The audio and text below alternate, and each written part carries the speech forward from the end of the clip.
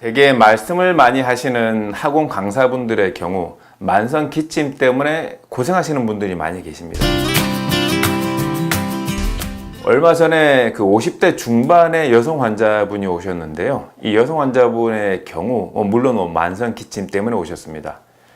2012년도에 감기 몸살을 극심하게 앓았었는데 몸살 기운과 열나는 증상은 바로 좋아졌지만 이후에 기침이 남아있다가 6년 동안 이 만성 기침을 반복적으로 하시게 된 환자분의 경우입니다. 스트레스를 조금 많이 받거나 몸 상태가 안 좋게 되면 기침이 나오기 시작을 하고요. 특히 학생들한테 강의를 할 때 굉장히 이 폭발적인 기침이 나와서 강의를 중단하는 경우들도 많이 계셨다고 합니다.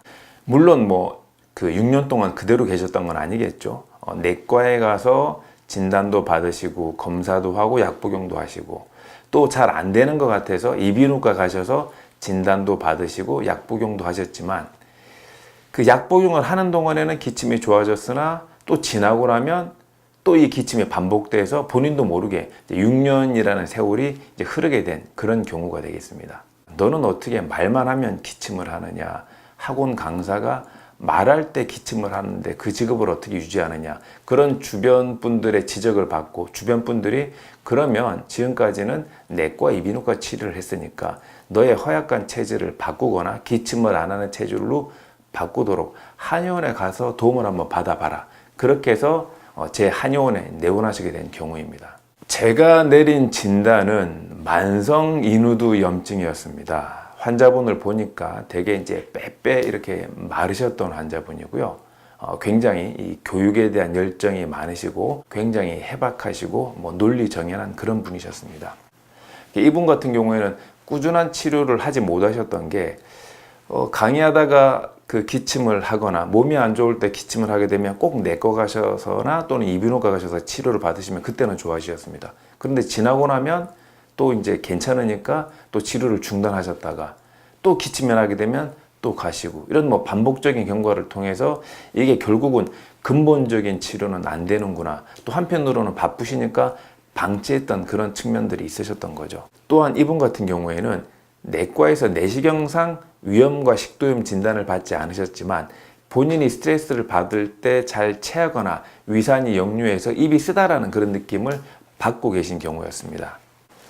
그래서 저는 이분을 이렇게 치료했습니다. 배아노 만성기침 그 3대 치료 원칙에 따라서 첫 번째, 일단 기침을 딱 일으키게 되는 원인이 이 인후두에 있는 염증이기 때문에 이 인후두 염증을 직접적으로 잡기 위한 그 인후두 약침을 직접적으로 직자하는 방식을 통해서 염증을 삭혀서 내원한 당일날 그 기침 자체가 멎으실 수 있도록 그렇게 도와드렸습니다. 대개 인후두에 있는 염증을 이 천연 항생제인 인후두 약침으로 놓게 되면 인후두 약침 자체가 이 염증 부위의 염증을 희석시키고 식도를 통해서 내려가게 하거나 혈관을 통해서 퍼지게 하기 때문에 염증이 사라지게 되면서 염증으로 인해서 간질간질하면서 생겼던 기침이 바로 잦아들게 되는 겁니다. 그리고 두 번째 치료 원칙, 원인을 바로 치료를 해드려야 됩니다. 그러니까 이분의 원인은 결국은 인후두에 있는 염증이 그 기침을 유발했기 때문에 인후두의 염증을 근본적으로 방어하기 위해서 인후두 자체를 튼튼하게 하는 그런 치료를 해드렸습니다. 근데 인후두를 튼튼하게 하기 위해서는 인후두를 주관하고 있는 폐 기능을 튼튼하게 해야 됩니다. 폐가 튼튼해야 인후두 부위에 방어막을 칠 수가 있고 한번 없어진 염증이 다시 생기지 않을 수 있는 그런 튼튼한 힘을 가져갈 수가 있기 때문에 인후두 부위를 튼튼하게 하는 그런 치료를 해드렸습니다. 배아노 만성기침의 치료 3단계 중에서 마지막 세 번째 단계는 재발을 방지하는 단계입니다. 재발을 방지하려면 이분의 경우에는 본인도 모르게 조금씩 올라오는 그 역류성 식도염에 의한 위산과 이미 약해져 있는 그 폐의 기능을 보강할 필요가 있습니다. 그래서 위산이 점점점 올라오는 것을 방지하기 위해서 음식을 규칙적으로 드시고 적게 드시고 많이 씹어 드시면서 발효식품을 드실 수 있는 그런 식습관 교정을 알려드렸고요. 두 번째는 폐가 좋아지도록 하기 위해서 폐활량을 충분히 확보하기 위해서 유산소 운동을 권해드렸습니다. 유산소 운동의 대표적인 것은 달리기죠.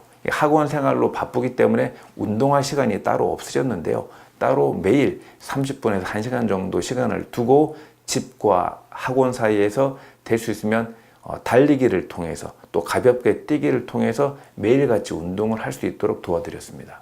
기침을 오래 하다 보면 이 기침을 하는 과정에서 관여하는 근육들이 그야말로 다 염자 상태가 됩니다. 흔히 염자라고 하는 것은 근육에 담이 걸리게 되는 건데요. 게다가 40, 60대 여성들이 만성 기침을 하게 되면 이 시기가 폐경을 통해서 갱년기가 오는 그런 시기인데요. 특히 안면 홍조를 갖고 계신 분이라고 하면 이 만성 기침을 통해서 안면 홍조가 더 심해지는 그런 경향을 보이게 됩니다. 게다가 60대 이상의 여성들의 경우에는 출산하는 과정을 통해서 아랫배가 약해져 있기 때문에 만성 기침이 지속될 경우 요실금까지 생기게 됩니다. 따라서 만성 기침은 그냥 기침을 하게 되는 인후두의 문제, 폐의 문제, 이 단 하나의 문제가 아닙니다. 복합적 원인에 의해서 다양하게 유발되기도 하고 그 기침 자체가 또 다른 질환을 복합적으로 또 유발하기도 하기 때문에 시간을 가지고 충분히 치료를 받으셔야 되는 그런 질환입니다.